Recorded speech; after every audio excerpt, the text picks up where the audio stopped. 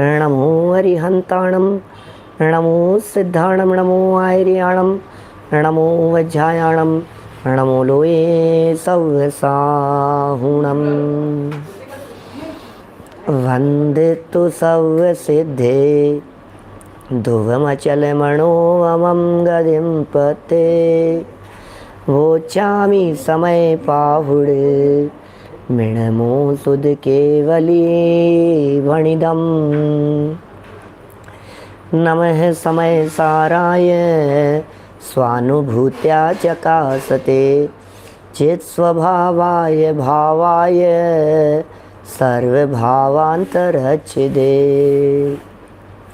जिन स्वानुभूति से खिरी मम स्वानुभूति मधिगिरि श्री विमल धारा जैन श्रुत आनंद अमृत से भरी समता प्रवाह बहावती रागादि विकल्प तोरी के माँ सरस्वती प्रतिभाव वंदन दृष्टि निज में जोड़ी के दृष्टि निज में जोड़ी के।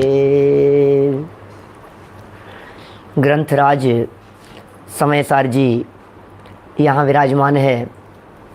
10 लक्षण महापर्व का मांगलिक प्रसंग संपन्न हुआ और 10 लक्षण महापर्व के प्रसंग पर हमने नियमित चलते हुए इस प्रकरण को कुछ दिनों के लिए रोककर यहाँ तक की पूरी समरी बतलाई। कर्ता कर्म अधिकार का समापन अपना चल रहा है और उसमें 142 नंबर की गाथा और उस गाथा की टीका के पश्चात वाले ये कलशों की चर्चा हमारे को करनी है। आप सबको ध्यान होगा 142 नंबर की गाथा के बाद आचार्य कुंद स्वामी ने अमृत चंद्र स्वामी ने टीका करते समय 23 कलश दिए हैं। जब हमने पूरी समरी बतलाई तो पहली गाथा से लेकर के 142 नंबर गाथा तक पिछले 10 दिनों में पूर्ण कर चुके हैं और आज हमें अपने प्रकरण को पुनः आगे बढ़ाना है। बात तो आत्मानुभूति के लिए है। आत्मार्थी का प्रयोजन तो आत्मा की उपलब्धि हुआ करता है। आत्मार्थी का प्रयोजन तो आत्मा को जानना पहचानना होता है। वो आत्मार्थी ही क्या जो आत्मा के अनुभव की भावना न रखे। इसलिए यदि हम लोग सब आत्मार्थी हैं तो आत्म अनुभव की भावना हम सबके हृदय में वर्तती है और जो पर्व हमने बिताए हैं वो सब आत्मा आराधना के पर्व हैं। देखिए विकल्प विकल्प विकल्प आत्मा बंधा है या नहीं बंधा है, ये आत्मा बद्ध स्पष्ट है कि नहीं है, कर्मों ने आत्मा को छुआ है या नहीं छुआ है, ऐसे कितने विकल्प उठते हैं और वो सब विकल्प पिछले 23 कलशों के माध्यम से 2 नयों के पक्षपात के रूप में लगभग 40 से ज़्यादा विकल्प यहाँ दे दिए। बंधा है नहीं बंधा है, रागी है द्वेषी है अद्वेषी है, सूक्ष्म है स्थूल है, पर्याप्त है कि नहीं है, जीव है कि अजीव है, ऐसा तक पक्ष दिया था। ये जीव है क्या, ये कि हाँ क्या अजीव, कि हाँ अजीव भी है। गजब हो गया भाई साहब, आप जीव कह रहे हो और अजीव भी कह रहे हो इस आत्मा को कि हाँ यही तो बातें हैं। ये समयसार की कुछ अद्भुत बातें हैं जो ऊपर से देखने पर ख्याल में नहीं आती हमारे को। बहुत कलशों का विस्तार हुआ। हमने मुंबई में रहते हुए अध्यात्म स्टडी सर्कल में उन कलशों को चलाया था। आज उन कलशों के उपरांत इन कलशों का समापन करते हुए 2 और कलश हैं। फिर हम पहुंचेंगे 143 नंबर गाथा में जहां आत्मानुभूति की प्रक्रिया की चर्चा की है। 90 नंबर के कलश से आज हमारे को चर्चा को आगे बढ़ाना है। पेज नंबर है 226, 226 नंबर पेज है। ग्रंथ समयसार का 226 नंबर पेज है। ग्रंथ मेरे पास में एक्स्ट्रा भी है जी, 226 नंबर पेज। और आत्मानुभूति नए पक्षातीत होती है। आत्मानुभूति की दशा में सर्व प्रकार के विकल्प नहीं होते हैं। आत्मानुभूति के लिए विकल्पों को किसी भी प्रकार का कोई स्थान नहीं है। इसलिए आत्मानुभूति के इच्छुक जीवों को सर्व विकल्पों से ऊपर उठकर देखने का प्रयत्न करना चाहिए। नरेश जी भाई साहब नागपुर वाले, सर्व विकल्प तोड़ दो। क्या होगा, कैसा होगा, कौन करेगा, क्या करें, कोई भी काम हो ना दिमाग में, तो दिमाग में जब भी कोई कार्य होता है तो उस कार्य के संबंध में विकल्प उठने लग जाते हैं। माथे पर जिम्मेदारी हो तो विकल्प बहुत चलते हैं, और जब विकल्प ज़्यादा चलते हैं तो आनंद नहीं होता है। बिल्कुल प्रैक्टिकल है ये बात। किसी भी बात के बारे में जब तक आपको तीव्र विकल्प चलते रहेंगे ना, आपके हृदय में बेचैनी और आकुलता बनी रहेगी। क्या बहुत आकुलता बनी रहती है, बेचैनी बनी रहती है।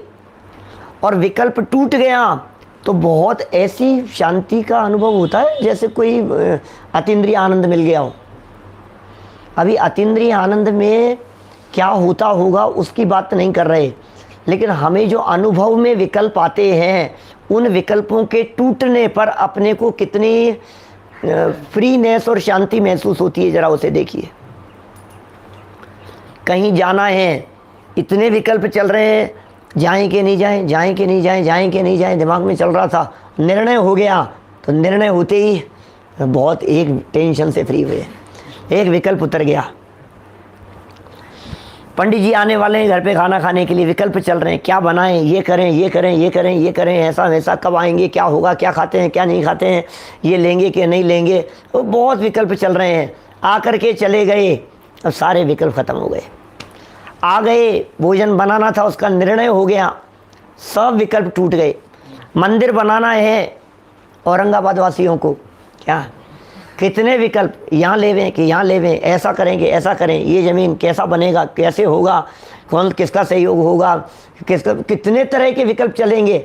और एक बार निर्णय हो गया कि यहाँ बनाना है, ये बनाना ही है, अभी तो बनाना कि नहीं बनाना इसमें विकल्प चलें। अब निर्णय हो गया, विकल्प ख़त्म हो गए। दुनिया में इस तरह के विकल्प बहुत हैं, जंजाल बहुत हैं, और इन्हीं जंजालों से ऊपर उठाने वाला एक बहुत सुंदर कलश दे रहे हैं। 90 नंबर का कलश है, मिल गया ऊपर। पहले वसंत तिल का पढ़ेंगे, उससे पहले अब उपयुक्त 20 कलशों के भाव का उपसंहार करते हुए आचार्य देव 90वां कलश लिखते हैं, जिसका पद्यानुवाद पढ़ेंगे और पहले मूल कलश पढ़ते हैं अपन।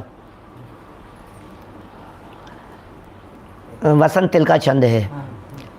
स्वेच्छा समुच्छल धनल्प विकल्प जाला, मेवं व्यतीत्य महतिं नय पक्ष कक्षाम, अंतर्बह्य समरसे करस स्वभावम्, स्वभावमेकमुपयात्यनुभूति मात्रम्।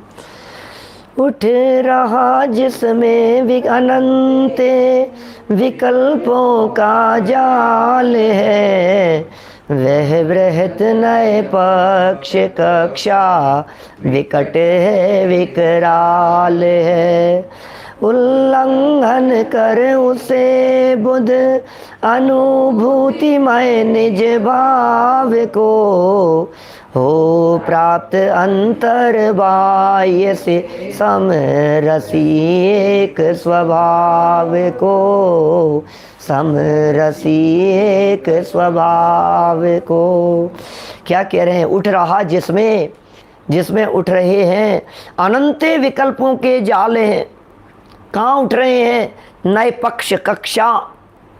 कौन सी कक्षा में? ये नए पक्ष हैं, ये नयों के पक्ष में अनंत विकल्पों का जाल, जंजाल है ये विकल्प। जहाँ विकल्प खड़े हो गए वहाँ जंजाल जंजाल जंजाल बना रहता है, आकुलता बनी रहती है, कष्ट बना रहता है। इसलिए विकल्पों का जंजाल टूटना चाहिए, ये जाल कटना चाहिए। हमने ही अपने अंतर में विकल्पों का जाल बना लिया है। राजेश जी साहब कटनी वाले, बोलो अमित बढ़िया थे जी, ये जितने जंजाल विकल्प चल रहे हैं ये विकल्प किसी और के किए हुए नहीं है, हमने ही अपने विकल्पों के जाल बनाए हैं और हम स्वयं अपने विकल्पों के जाल में खुद फंस गए हैं। जंजाल में, जाल में, ये क्यों फंस गए हैं आप? इन विकल्पों में क्यों बनाया है हमने ये जाल? क्या बताएं? परिवार के, बिजनेस के, काम धाम के इतने इतने विकल्प चलते रहते हैं। अभी देखिए, मैं यदि आपसे कहूँ ना, प्रवचन पूरा हो जाने के बाद अब आपके दिमाग में विकल्प चलना शुरू हो गया, क्या करना है? कोई भी बात कह देवे हैं तो ऐसे ऐसे विकल्प चालू हो जाते हैं बंगेला जी साहब, ऐसे ऐसे विकल्प शुरू होते ही रहते हैं। मैं तो ये कहना चाहता हूँ, हम विकल्पों से मुक्त हुए कब हैं? क्या बोलो? हम उलझे ही तो हैं, निरंतर ही तो उलझे हुए हैं हर समय। अच्छा, विकल्प से मुक्त कब हैं? बोलो। प्रवचन सुनते हुए भी हमारे को विकल्प नहीं चल रहे हैं क्या? इसके बाद क्या करना है? यहां से उठने के बाद आपको कहां जाना है? क्या करना है? कौन सा थाली सामने लगी हो तो भी आपके दिमाग में चलता रहता है, क्या खाना है, क्या करना है। मुंह में कुछ होता है, हाथ में कुछ होता है, निगाह कहीं और होती है, सोच में कुछ और चलता है। अब नेक्स्ट, अगला घास, और वो इतना फास्ट चलते हैं वो विकल्प, पता भी नहीं लगता हमारे को। हाथ में एक घास है और वो घास सब्जी में लगा करके खा रहा है, तो दूसरा घास में क्या नमकीन उठानी है कि मिठाई उठानी है कि दूसरा फ्रूट का पीस उठाना है या किसके साथ में किसको लगा करके खाना है, ये ऑटोमेटिक चलता ही रहता है। इसका मतलब हमारा आत्मा ये विकल्प मुक्त नहीं है, ये विकल्पों का जाल। और अभी तो ये कह रहे हैं विकल्पों का जाल दुनियादारी में, घर गृहस्थी में चलता था, वहां तक तो ठीक है, अभी आत्मा को लेकर के विकल्प चालू हो गए। शिविर को लेकर विकल्प चलते रहते हैं, पंच कल्याण को लेकर विकल्प चलते रहते हैं, विधान को लेकर के विकल्प चल रहे थे, 10 लक्षण पर्व चल रहा है तो उस संबंधी विकल्प चल रहे थे। शाम को क्या होगा, आयोजन क्या होगा, प्रवचन किसका होगा, कौन करेगा, समय बढ़ रहा है, विधान करना है, ये पूरा नहीं होगा, उसको ये करना है, ये सूचना देनी है, ये अनाउंसमेंट करना है, ये पूरा नहीं, ये अधूरा नहीं रह जाए, ये टाइम बहुत बढ़ रहा है। कितने विकल्प चलते रहते, बैठे बैठे विकल्प चलना चालू हो जाता है। सागर मंडल में भी काफी विकल्प चल रहे हैं। अब बोलो क्या करो? ढाई द्वीप में जाना है कि नहीं जाना है, कब जाना है, कितने विकल्प चल रहे हैं, अभी से ही विकल्प चालू हो गए हैं। अरे ये तो बहुत बड़े विकल्पों की बात करने लग गए आप। कब 6 महीने बाद में, 5 महीने बाद में, 5 महीने हैं अभी, तो 5 महीने में सितंबर चल रहा है ना, अक्टूबर नवंबर 4 ही बचे हैं, अब तो 4 महीने बचे हैं। तो अभी 4 महीने बाद जो काम होना है उसका नहीं, 4 मिनट बाद में जो आपको करना है वो विकल्प चल रहा है कि नहीं? क्या 4 घंटे बाद के भी नहीं, वो भी पता नहीं क्या होगा। लेकिन अभी प्रवचन से उठने के बाद में बाहर जाना है, सब्जी लानी है, उसका ये बनाना है, ये थाली, ये भोजन, इसका ये सब चलता रहता है दिमाग में। भोजन चलता रहता है, भोजन संबंधी विकल्प चलते रहते हैं, खाना पीना, रहना, घूमना, जो भी चल रहा है, विकल्प विकल्प विकल्प विकल्प विकल्प। चलो कोई बात नहीं, वे सारे विकल्प तो पाप के विकल्प है, वे सारे विकल्प तो खोटे विकल्प हैं, उन विकल्पों के जंजाल को तो तोड़ना ही है हमारे को। लेकिन यहाँ ये कह रहे हैं आत्मा संबंधी विकल्प, वस्तु स्वरूप संबंधी विकल्प भी जब तक चलते रहेंगे तब तक अतीन्द्रिय आनंद का पान होने वाला नहीं है। क्या बोलो? माने आत्मा के बारे में विकल्प बोले, ये विकल्प तो अच्छे हैं ना, क्या ये विकल्प अच्छे नहीं है क्या? आना है, होना है हमारे को, हमें नए नए के विकल्प हैं, और अनय मतलब निर्विकल्प है। अनय मतलब निर्विकल्प, कोई विकल्प नहीं, विकल्प टूट जावे उसकी विधि चल रही है। ये प्रकरण क्या चल रहा है? अनय, अनय का प्रकरण है ये। अभी तक जितनी बातें बतलाई पिछले 20 कलशों में, वो नए विकल्प बतलाए। नयों के विकल्प में उलझते हुए अब इन नयों के विकल्पों से कैसे पार हुआ जाए, उसके लिए अनय माने पक्षातिक्रांत। ये पूरी प्रक्रिया पक्षातिक्रांत की चल रही है। निर्विकल्प आत्मानुभूति के लिए ये प्रक्रिया चल रही है। ये प्रकरणी पक्षातिक्रांत का शुरू हुआ है। इसलिए जिसमें अनंत विकल्पों का जाल है उठ रहा, जिसमें अनंत विकल्पों का जाल जिसमें उठ रहा है, वो बृहद बहुत बड़ी नए पक्ष कक्षा, क्या कौन सी कक्षा की चर्चा कर रहे हैं? ये सेकंड में, थर्ड में, फर्स्ट में, कौन सी कक्षा में है? बोले ये जो जिस भी कक्षा का मतलब आप जहाँ हो, ये नए पक्ष कक्षा विकट भी है, विकराल भी है, ओहो, जटिल भी है और बहुत विशाल है ये कक्षा। और कोई बुद्ध समझदार ज्ञानी यदि इसका उल्लंघन करे, क्या उल्लंघन करे इसका, उसे बुद्ध अनुभूतिमय निज भाव को, निज भाव रूप अनुभूति को वो प्राप्त हो जाएगा। उल्लंघन कर उसे बुद्ध अनुभूतिमय निज भाव को हो प्राप्त। ऐसा ऊपर से लाइन को नीचे की तरफ जोड़ेंगे तो उसका यथार्थ अर्थ ख्याल में आएगा। फिर उल्लंघन कर उसे, किसे उल्लंघन कर? विकल्प जालों का उल्लंघन करके, सर्व विकल्प जालों का उल्लंघन करके बुद्ध माने ज्ञानी जीव अनुभूतिमय निज भाव को हो प्राप्त। माने विकल्प टूटेंगे तो निज भाव की प्राप्ति होगी, विकल्प टूटेंगे तो अनुभव होगा।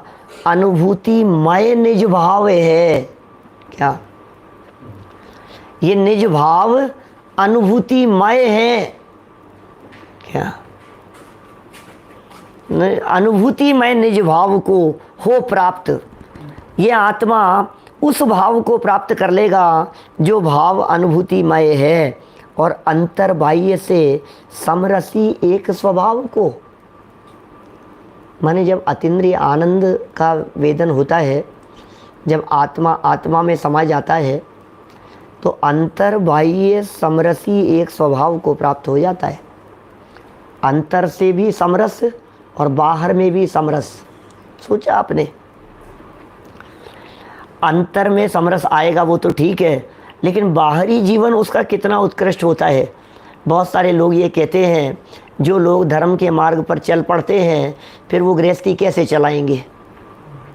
उनकी गृहस्थी तो बिगड़ जाएगी ना। लेकिन जनागम ये कहता है धर्म मार्ग पर चलने वालों की गृहस्थी चौपट नहीं होती, बल्कि उनकी गृहस्थी और अधिक व्यवस्थित होती है। गृहस्थी बिगड़ती नहीं है। अरे गृहस्थी तो के बिगड़ने का कारण तो अज्ञानता है, गृहस्थी के बिगड़ने का कारण तो कषाय है, गृहस्थी के बिगड़ने का कारण तो विवाद हैं। और जिनवाणी पढ़ने वाले जब न्याय नीति से चलते हैं, धर्मेंद्र जी साहब, जब न्याय नीति से चलते हैं, जब वे लोग शुद्ध सात्विक जीवन जीते हैं, जब वे निकषायमय होने की भावना भाते हैं, जब वे कषायों से परे होने की भावना भाते हैं, तो फिर कैसे कषाय होंगी उनके जीवन में? गृहस्थोचित कार्य रुकते नहीं और गृहस्थी में वे उलझते नहीं, गृहस्थी उन पर हावी होती नहीं, गृहस्थी चलती है, गृहस्थी बिगड़ती नहीं, व्यवस्थित हो जाती है। तो ये जो दो तरह के जो शब्द दिए हैं यहाँ, अंतर्बाह्य समरसी भाव, ये बड़ा गजब का होता है। अंतर्बाह्य समरसी भाव माने समता रस का भाव बाहरी जीवन में भी दिखता है और अंतरंग में भी होता है। ऐसा नहीं हो सकता कि किसी व्यक्ति के अंतरंग जीवन में तो समता हो और बाहर में समता दिखाई नहीं दे रही, ऐसा नहीं हो सकता। ये साहब हमने तो बहुत सारे ज्ञानी ऐसे देखे हैं जो असहज रहते हैं। प्रथमानुयोग में भरत जी, रामचंद्र जी, सभी ऐसे ही दिखते हैं, जिनके जीवन में बहुत आकुलता दिखती है कि आपको पता नहीं है। अनंतानुबंधी जन्य वो आकुलता नहीं है, अनंत आकुलता मिट गई है ज्ञानियों के जीवन में। भेद विज्ञान का बल है भाई साहब, ये अमोघ भाई, ये भेद विज्ञान का बल है। भेद विज्ञान की इतनी बड़ी पावर होती है, जिस पावर में ये सारे विकल्प जाल विध्वंस को प्राप्त हो जाते हैं। इसलिए जो नैपक्ष कक्षा का जिसने इस विकराल नए पक्ष का कक्षा का उल्लंघन कर लिया हो, उसे काट दिया हो, उसे तोड़ दिया हो, उसे पार कर गया हो। देखिए, बहुत जंजालों से पार करके ही उस अतीन्द्रिय आनंद तक पहुंचता है। और अभी तो चलेंगे भी भूमिका के अनुसार। आत्म स्वरूप के अनुभव के पहले आत्मा संबंधी विकल्प भी चलेंगे, और चलना भी चाहिए, और चलते भी हैं। दुनिया में कोई काम ऐसा नहीं होता है जिस कार्य को करने के पहले उसके विकल्प नहीं चलते हों। आपको चैतन्य धाम यदि जाना है तो चैतन्य धाम संबंधी विकल्प चल रहे हैं ना अभी। और हमें यदि कहाँ जाना है, आपको शिखर जी जाना है तो शिखर जी संबंधी चल रहे हैं। हमें कहाँ जाना है आज? कुंथलगिरी सिद्ध क्षेत्र, क्या कुलभूषण देशभूषण मुनिराजों की निर्वाण स्थली। अब विकल्प चल रहे हैं, कब जाएंगे, कब पहुंचेंगे, कितने बजे जाएंगे, शाम का प्रवचन कहाँ होगा, कहाँ से होगा, कहाँ तक आ जाएंगे, यहाँ आ जाएंगे क्या, वहाँ आ जाएंगे क्या, वहाँ रुकेंगे क्या, कैसा होगा, वहाँ नेटवर्क मिलेगा क्या, वहाँ इंटरनेट होगा क्या, वहाँ ये होगा क्या। अरे गजब ही कर दिया भैया, जो होगा हो जाएगा ना, क्या जो होगा हो जाएगा। लेकिन काम होना है ना निर्मल चंद जी साहब, जो काम होना होता है उस कार्य के संबंध में विकल्प आए बिना रहते नहीं है। उस कार्य के संबंध में विकल्प आते ही आते हैं, और विकल्प आना इस बात का द्योतक है कि अब वो निकट में कार्य संपन्न होने वाला है। देखिए, यद्यपि यहाँ विकल्पों के निषेध की बात कर रहे हैं, लेकिन फिर भी जिसके हृदय में विकल्प चलते ही नहीं है आत्मा के बारे में, उसे भी आत्मा अनुभव नहीं होगा। क्योंकि जब ये कहा ना, जब ऐसी बात कह दी है कि विकल्प नहीं होने चाहिए, विकल्प नहीं होने चाहिए। कोई व्यक्ति पहली बार प्रवचन सुनने के लिए आया और उसे ये बतलाया कि आत्मा के संबंध में आत्मा ऐसा है, ऐसा है, ऐसा है, इस तरह के ये सब विकल्प नहीं होने चाहिए। तो उसने कहा ठीक है, मैं कल से प्रवचन सुनने नहीं आऊँगा, मुझे तो कोई विकल्प थे ही नहीं। जब तक मैं प्रवचन सुनने नहीं आता था तब तक तो मुझे वैसे ही कोई विकल्प नहीं थे। अब मैं प्रवचन सुनने के लिए आया तो विकल्प तो आपने कराए हैं। आत्मा कैसा है? बोले नित्य है, ध्रुव है, अविनाशी है, अनित्यता भी है, उसमें ज्ञान वाला भी है, क्षयोपशम ज्ञान है, अभी वर्तमान में पर्यायों की अपेक्षा से उत्पाद व द्रव्य वाला दिखाई देता है, क्षणिक दिखाई देता है, नाशवान है, पर्याय बदल रही है, और ये द्रव्य अपेक्षा से ऐसा, क्षेत्र अपेक्षा से ऐसा, काल भाव से ऐसा, उसमें ऐसे गुण हैं, इतने धर्म हैं, इतनी शक्तियाँ हैं। हे भगवान, क्या करूँ मैं? कहाँ फंसा दिया आपने मेरे को ये सब जंजाल में।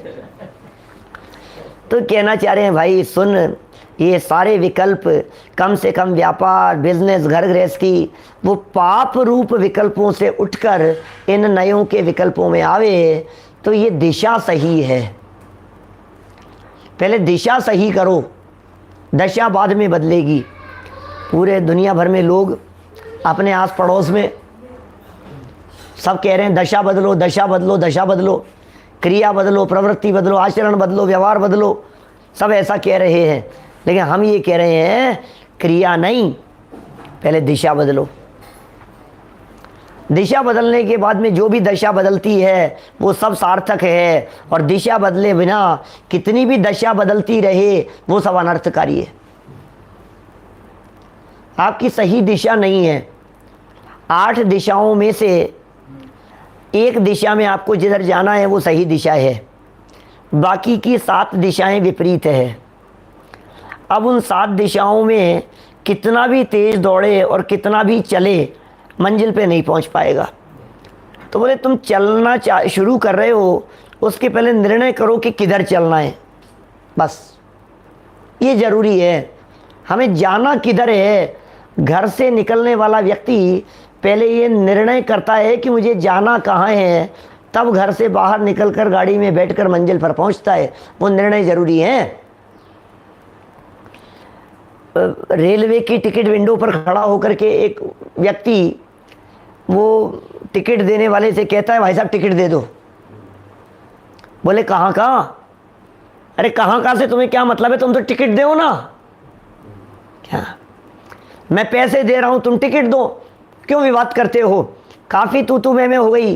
वो विंडो वाला कहने लगा भाई साहब जब तक तुम निश्चय नहीं करोगे तब तक तुम्हें टिकट नहीं मिलेगा। पहले निश्चय करो तुम्हें जाना कहाँ है। उसका माथा खराब हो गया, बोले मंदिर जाता था तो पंडित जी निश्चय निश्चय की बात करते थे, यहाँ रेलवे की विंडो पर आया हूँ तो यहाँ भी निश्चय वाले बैठे हैं क्या?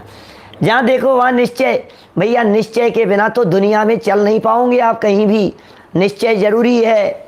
निश्चय के बिना 2 कदम आगे नहीं बढ़ सकते हो। आपको निर्णय करना पड़ेगा, आपको निश्चय करना पड़ेगा, आपको जाना कहाँ है, आपकी मंजिल कौन सी है। निश्चय करो पहले, किसका? जाना कहाँ है, इस बात का। देखिए क्या कह रहे हैं, बड़ा गजब का ही कलश है। और इसके आगे जो कलश आएगा ना, अभी आज ही पढ़ लेंगे शायद या कल पढ़ेंगे, जो भी होगा, तो उसमें वो बात कहेंगे कैसे फटाफट ये नष्ट हो जाते हैं। 90 नंबर का कलश है, 4 लाइन वाला कलश। देखिए आलोक जी भाई साहब कारंजा से, देखो क्या कह रहे हैं यहाँ पे। उठ रहा जिसमें अनंत विकल्पों का जाल है, वह बृहद नए पक्ष कक्षा विकट है विकराल है। उल्लंघन कर उसे बुध अनुभूतिमय निज भाव को, हो प्राप्त अंतर बाह्य से समरसी एक स्वाभाविक। उस शिष्य के संबंध में कह रहे हैं जिस शिष्य के अंतर में अनंत विकल्पों का जाल उठ रहा था।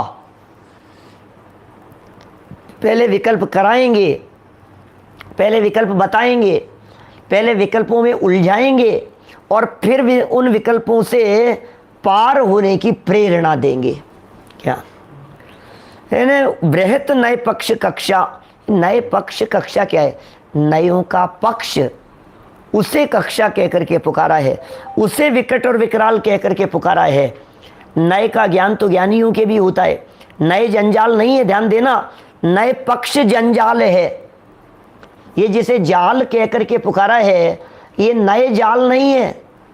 नए तो ज्ञानी के भी होते हैं, नए तो मुनिराजों के भी होते हैं, नए तो भावलिंगी संतों के भी होते हैं। इसलिए नए का निषेध नहीं है, यहाँ नए संबंधी उठने वाले जंजाल का निषेध है। यहाँ नए के विकल्पों में उलझे और फंसे रहने का निषेध है। सहज ज्ञानियों के जीवन में होने वाले नए और नए विकल्प, उनका निषेध नहीं होता कहीं भी। इसलिए पक्ष जहाँ खड़ा होता है ना, कभी तो व्यवहार का पक्ष लेता है, कभी निश्चय का पक्ष हावी हो जाता है। देखो हमारे जीवन में ही कभी हम व्यवहारावासी हो जाते हैं, कभी हम निश्चयवासी हो जाते हैं। हम निश्चयवासी हैं, व्यवहारावासी हैं, दोनों ही हैं। समय समय पर जब हमें किसी धार्मिक क्रिया के प्रति विशेष मूढ़ता दिखती है धर्म के नाम पर, तो हम व्यवहारावासी हो जाते हैं। नहीं नहीं ऐसा तो होना ही चाहिए, अब ये पूजा तो अब करनी ही चाहिए साहब, अब ये तो करेंगे ही अपन। तो आप क्यों व्यवहार मूढ़ हो गए हो? और अंदर में वो सब पूजन विधान करके और पर्व मना करके जो धर्म के नाम पर अंदर में सेटिस्फेक्शन है, ये तो व्यवहाराभास है। कितना कर लिया अपन ने धर्म, 10 दिन तो भाई साहब बहुत आराधना, खूब धर्म किया है, ये व्यवहाराभास है। अब आगे बढ़ो, इस व्यवहाराभास से निश्चयाभास की तरफ जाओ।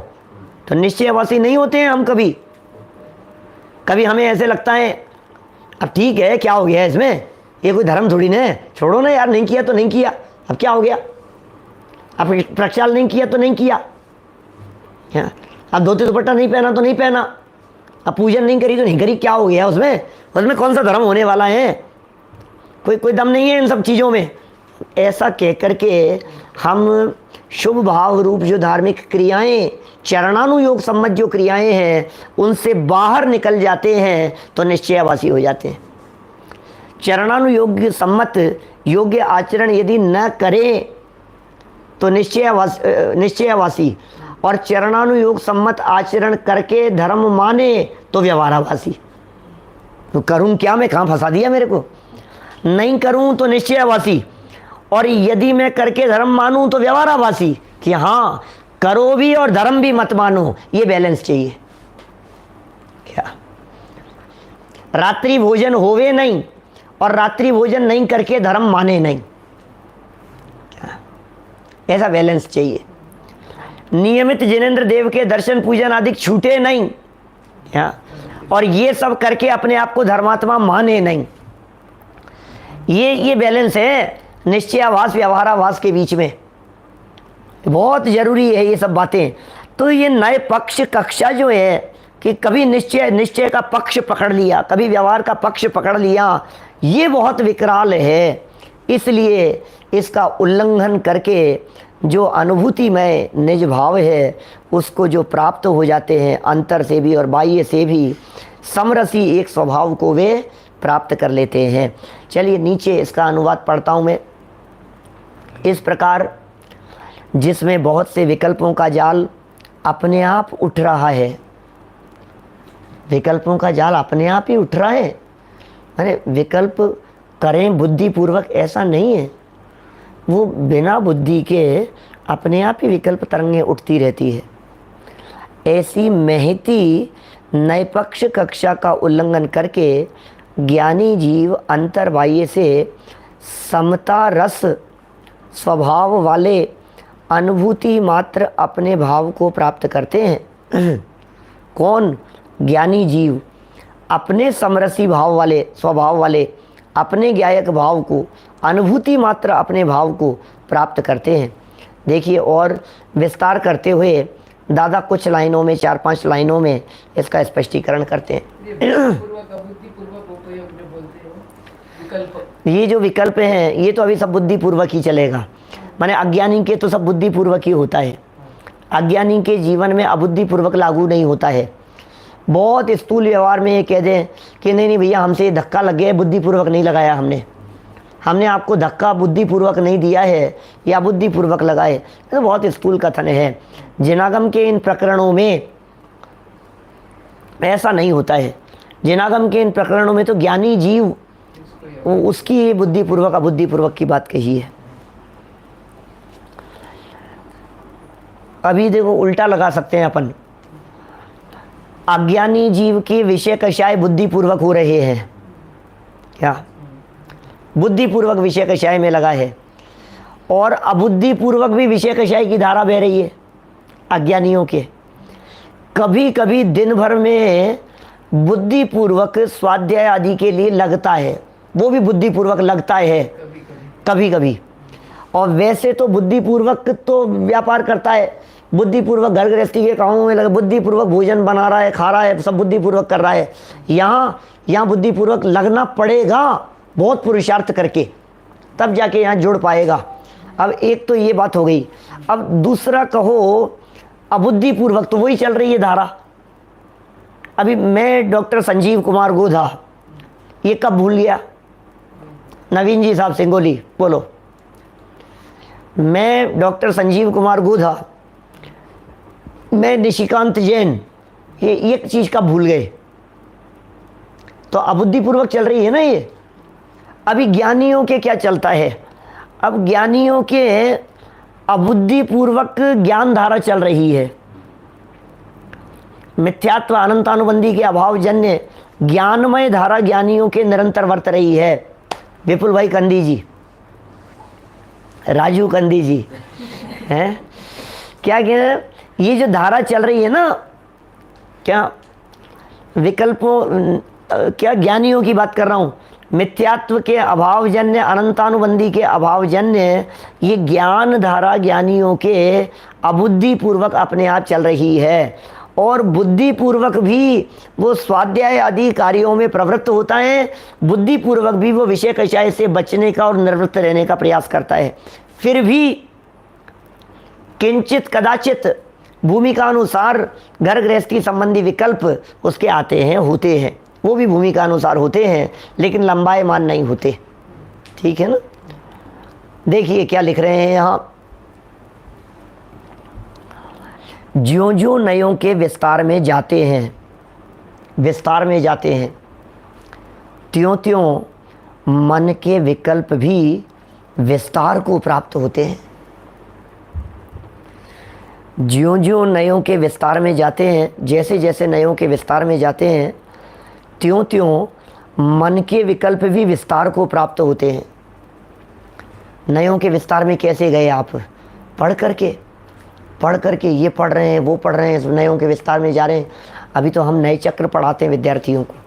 जब हम विद्यार्थियों को नए चक्र पढ़ाते हैं तो फिर हम कहते हैं निश्चय नए, व्यवहार नए, द्रव्यार्थिक नए, पर्यायार्थिक नए, नैगम नए, संग्रह नए, व्यवहार नए, ऋजु सूत्र नए, शब्द नए, समविरूढ़ नए, एवं भूत नए, ज्ञान नए, शब्द नए, अर्थ नए, फिर उनके सब भेद प्रभेद, सद्भूत व्यवहार नया, सद्भूत व्यवहार नए, उपचरितन उपचरित्र, सब बहुत बहुत भेद प्रभेद करके फिर 47 नयों में चले गए। फिर संख्या तो संख्या तो व्यक्ति का माथा भारी हो जाता है। भाई साहब ये क्या क्या पढ़ा रहे हो आप, ये कर क्या रहे हो? इन नयों को सबको चक्कर कह करके पुकारा जाता रहा है आज तक। नए चक्कर है ये, चक्कर है ये नयों का। तो ज्यों ज्यों विस्तार में जाते हैं त्यों त्यों मन के विकल्प भी विस्तार को प्राप्त होते हैं।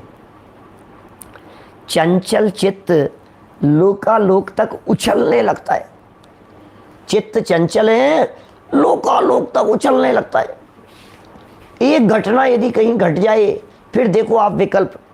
घर में यदि किसी के कोई एकदम हार्ट में प्रॉब्लम हो गई, अब देखो आप विकल्प, क्या हुआ, क्या होगा, डॉक्टर को दिखाओ, टेस्ट कराओ।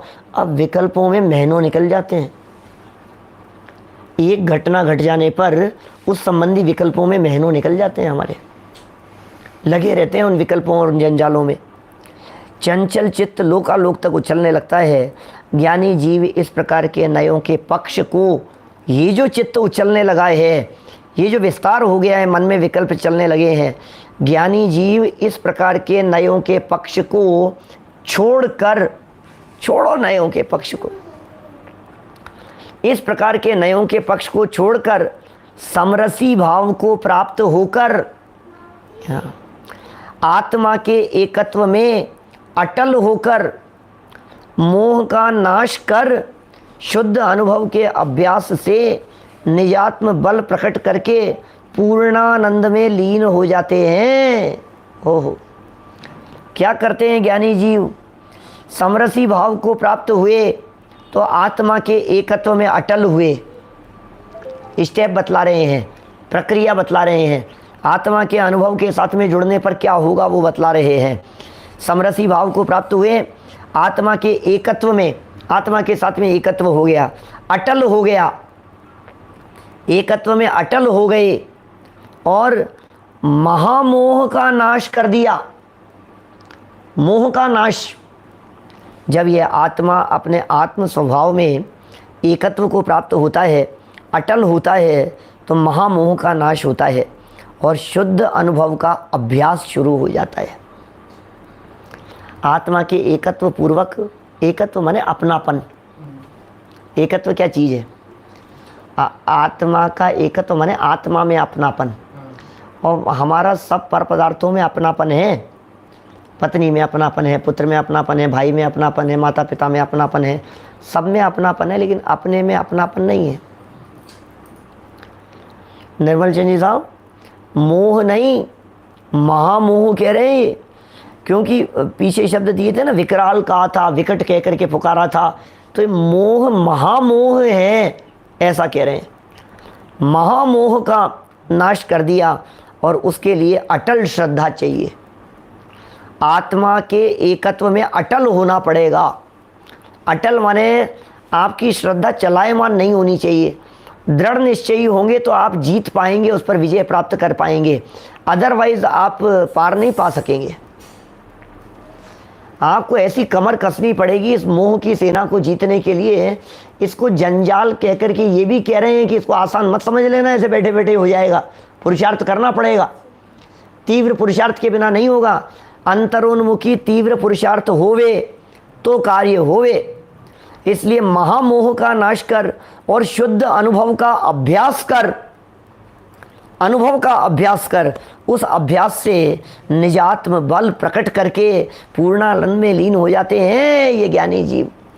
ज्ञानी जीव पूर्ण आनंद में लीन हो जाते हैं, आनंद घन में लीन हो जाते हैं। क्या? पूर्ण आनंद, परिपूर्ण आनंद, आनंद आनंद आनंद। निज आत्म बल से, शुद्ध अनुभव के अभ्यास से, अभ्यास चाहिए, बिना प्रैक्टिस के काम नहीं होगा। हर जगह प्रैक्टिस चाहिए, हर जगह प्रैक्टिस चाहिए। और जब अनुभव का अभ्यास हो जावे, बोले फिर तुम कुछ भी करो, फिर कोई दिक्कत नहीं है। जब तक अभ्यास नहीं है तब तक अभ्यास में लगो। बच्चा साइकिल चलाता है ना, क्या तो क्या करते हैं बोलो, चलाना सीखते हैं तब क्या करते हैं, कहता है मैं गिर जाऊंगा, मैं गिर जाऊंगा, इधर गिर जाऊंगा, इधर गिर जाऊंगा। पिताजी पकड़ते हैं, अंकल पकड़ते हैं, बड़े भाई पकड़ करके उसको, नहीं मैंने पकड़ रखा है, मैंने पकड़ रखा है। फिर धीरे धीरे जब वो चलने लगता है तो धीरे से छोड़ते हैं। छोड़ते भी हैं ना, सुनो, तो एकदम नहीं छोड़ते हैं, पहले छोड़ते हैं, फिर पकड़ते हैं, फिर छोड़ते हैं, धीरे धीरे फिर वो डगमगाने लगे तो फिर उसे पकड़ते हैं। IL जैन साहब, practice makes a man perfect, बिल्कुल ऐसे ही है। अब जब वो डामाडोल होने लगा फिर संभाल लिया, फिर डामाडोल होने लगा फिर संभाल लिया, तो अभी फिर क्या किया, जब वो परिपक्व हो गया उसके अभ्यास में, अब वो साइकिल चला रहा है और हमने पीछे से पकड़ लिया, तो अब कहते हैं पकड़ो मत मेरे को, नहीं आप नहीं पकड़ोगे, आप नहीं पकड़ोगे। अब क्या हुआ, पकड़े बिना तो चलता नहीं था, अब क्यों पकड़ने की बात है, आप छोड़ने की बात करते हो, कि अब अभ्यास हो गया, अब कॉन्फिडेंस आ गया। हर कार्य में ऐसा ही कॉन्फिडेंस आता है, गाड़ी चलाने में भी ऐसा ही कॉन्फिडेंस आता है, भोजन बनाने में भी ऐसा ही कॉन्फिडेंस आता है, अरे प्रवचन करने में भी ऐसा ही कॉन्फिडेंस डेवलप होता है।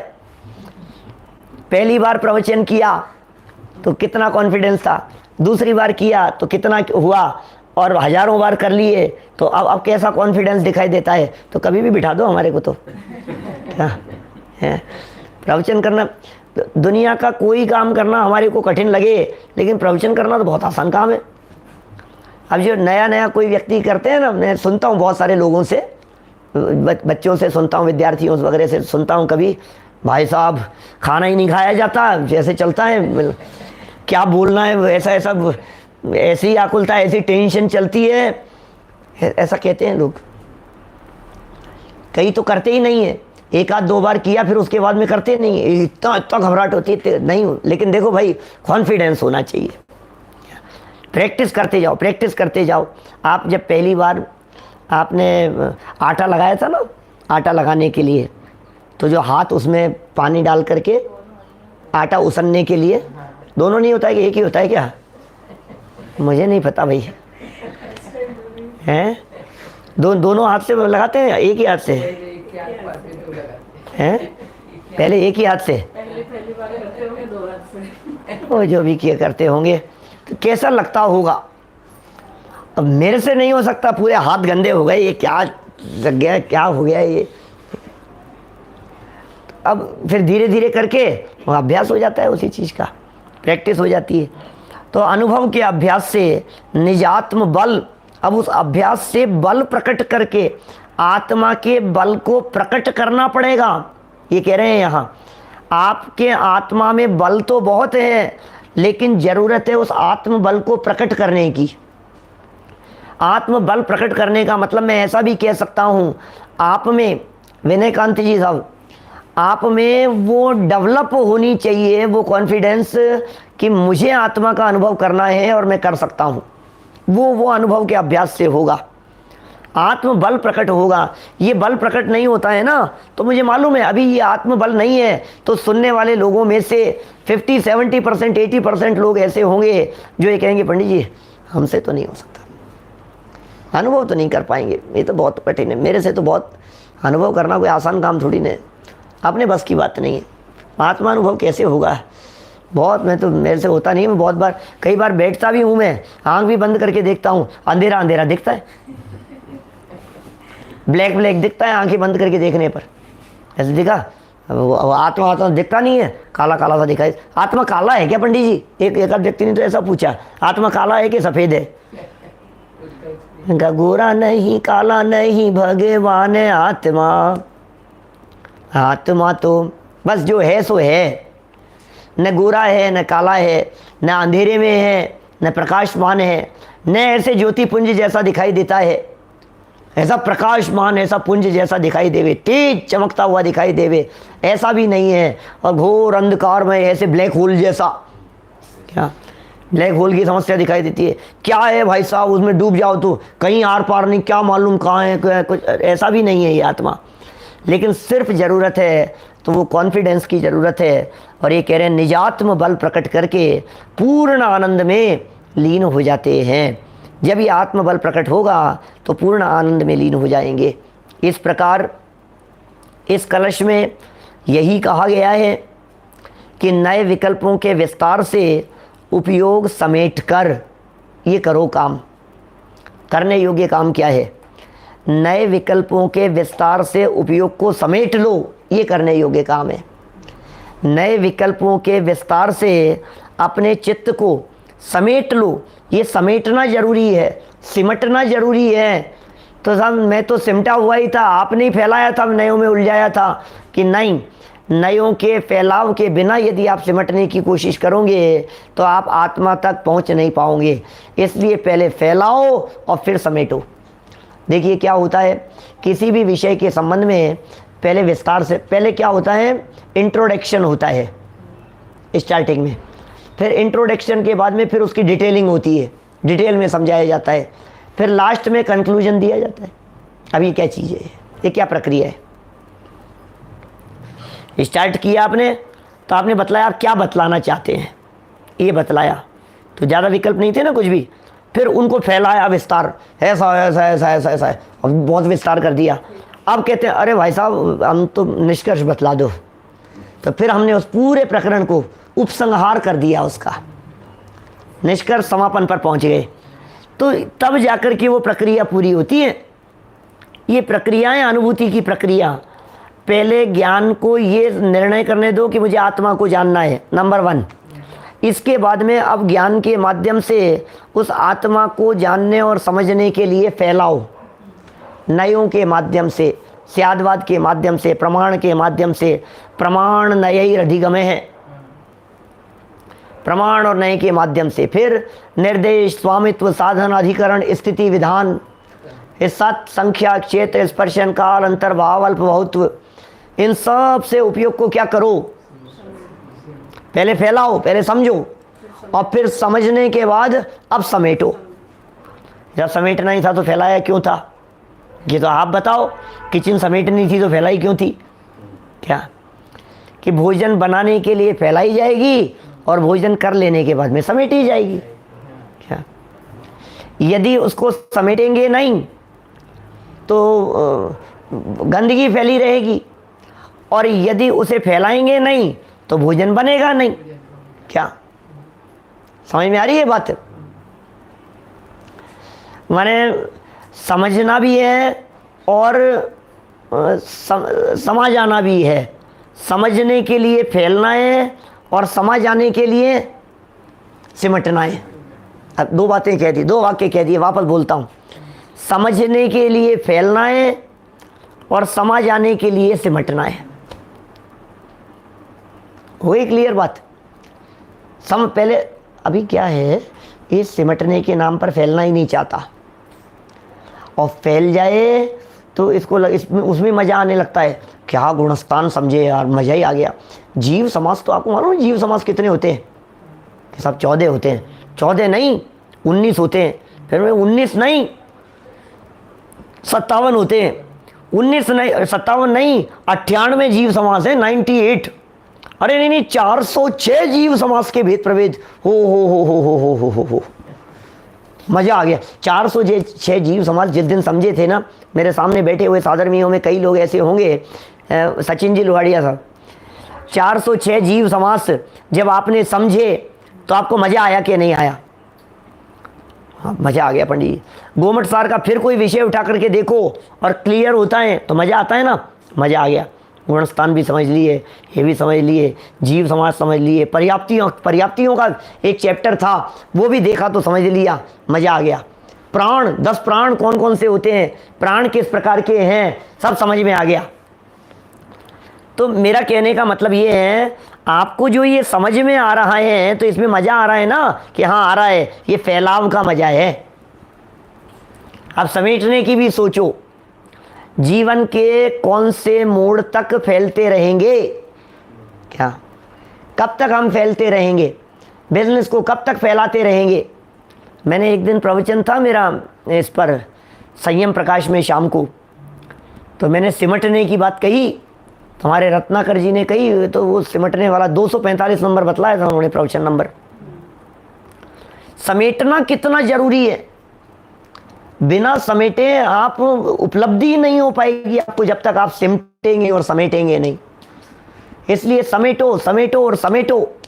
क्या देखिए क्या कह रहे हैं, समेटने ही समेटने की बात कह रहे हैं। देखिए, नए विकल्पों के विस्तार से उपयोग समेटकर जब आत्मा स्वभाव सन्मुख होकर, क्या जब आत्मा उपयोग को समेटा, तो उपयोग को समेटने का मतलब क्या हुआ? उपयोग को समेटने का मतलब स्वभाव सन्मुख होकर, इसका नाम है उपयोग का समेटना। निर्विकल्प ज्ञान रूप परिणमित तो होता है। जब यह आत्मा निर्विकल्प रूप परिणमित होता है, निर्विकल्प आनंद रूप परिणमित होता है, निर्विकल्प ज्ञान रूप परिणमित होता है, तभी अतीन्द्रिय आनंद का अनुभव करता है, तभी इस जीव को अतीन्द्रिय आनंद की प्राप्ति होती है। यह अतीन्द्रिय आनंद की प्राप्ति कैसे होगी? निर्विकल्प होकर के। और वो निर्विकल्प होने के लिए क्या किया जाएगा? उपयोग को समेटा जाएगा। माने उपयोग के केंद्रीकरण के बिना, जिस तरह से सूर्य के केंद्रीकरण के बिना आग नहीं लगती है, सोलर लगे हैं जगह जगह, लग रहे हैं आजकल तो, सोलर के कितना सौर ऊर्जा के कितने प्रयोग हो रहे हैं, वो सब उस फैलती हुई किरणों को समेट करके ही हो रहे हैं। ऐसे कर्म रूपी जाल को यदि हमें समेटना है, तो इस कर्म जाल को समेटने के लिए, कर्म जंजाल को जलाने के लिए उपयोग के केंद्रीकरण की जरूरत है। जब उपयोग स्वभाव सन्मुख होकर के एकाग्र होता है, केंद्रीभूत होता है, तो फिर ये अनंतानुबंधी और मिथ्यात्व की वर्गणाएं जलकर नष्ट हो जाती है। भाषा है जलकर नष्ट हो जाती है। पुद्गल के परमाणु तो नष्ट होते ही नहीं है, लेकिन वो जैसे जलना कहते हैं ना, आपने कागज जला दिया अपन ने तो जल गया, सब खत्म हो गया, माने वो दूसरे परमाणु रूप हो गए, ऐसा है। वो परमाणु परमाणु रूप हो गए, वो बिखर गया। ऐसी कार्माण वर्गणाएं वापस कार्माण, जो कर्म रूप हो गई थी आत्मा के साथ बंधी हुई, वो वापस कर्म वर्गणा रूप हो जाती है, वापस कार्माण वर्गणा रूप होकर के निर्जरा को प्राप्त हो जाती है और आत्मा से भिन्न हो जाती है। तो इस तरह स्वभाव सन्मुख होकर निर्विकल्प ज्ञान रूप परिणमित होता है, तभी अतीन्द्रिय आनंद का अनुभव करता है। ये कब अतीन्द्रिय आनंद का अनुभव करता है ये जीव? ये बातें बोलने में तो अच्छी लगती है, लेकिन कहना चाह रहे हैं भैया, अनुभव करोगे तो बात ही कुछ और होगी। कभी कभी ऐसा भी समझना कि जब ये जीव चर्चा में ही आनंद आ रहा है इसको, तो फिर वो अनुभूति में कैसा आनंद होगा? वो बड़े पर इनका भजन है ना पंडित जी साहब का, जिसकी चर्चा ही है सुंदर, वो कितना सुंदर होगा। चर्चा में ही जितना आनंद है, आत्मा की चर्चा में ही आनंद है। आत्मा की चर्चा करो, उसमें ही आनंद आनंद आनंद आता है, हैं? तो आत्मा में समझ आए हैं तो फिर बात ही कुछ और होती है। हम सब ऐसे आत्म स्वरूप के अनुभव में समझ आए हैं। इसी भावना से बात को विराम देते हैं। कल जो प्रकरण अपना चलेगा उसमें वो बात क्या कहेंगे कि जो आपने तो कह दिया अनुभव के काल में सब नष्ट हो जाते हैं। ऐसे कैसे नष्ट हो जाएंगे? कि विकल्प जाल है, जंजाल है, ऐसे कैसे नष्ट हो जाएगा? आप स्वभाव सन्मुख हुए और वो नष्ट हो गया, ये बात कुछ गले नहीं उतर रही है। तो इस बात को समझाने के लिए बहुत ही महत्वपूर्ण कलश, जिसमें अनुभव की प्रक्रिया की एक प्रकार से पूरी तरह से भूमिका बना दी गई है, उसकी चर्चा अपन कल करेंगे 91 नंबर के कलश के बारे में। अभी की बात को हम यहीं विराम देते हैं। और मैंने सूचना दी ही है, भक्तामर स्तोत्र भी शुरू करने वाले हैं हम, आप उसका लाभ लेवे हैं। और 16 अक्टूबर से हम रत्नकरण श्रावकाचार्य शुरू करेंगे, ये घोषणा की है मैंने। जिन लोगों के पास में भी रत्नकरण श्रावकाचार्य नहीं है, नहीं पहुँचे हैं, वे आज ही मैसेज कर देवें 9990074755 नंबर पर। इस नंबर पर व्हाट्सएप करें, कृपया कॉल नहीं करें, मैसेज करें, कोरियर से आपके पास में ग्रंथ पहुंच जाएंगे। अभी जनवाणी स्तुति। निज निधि निज में बताई यह अनंत उपकार, उसके लिए जिनवाणी वंदना शतबार, वंदना शतबार।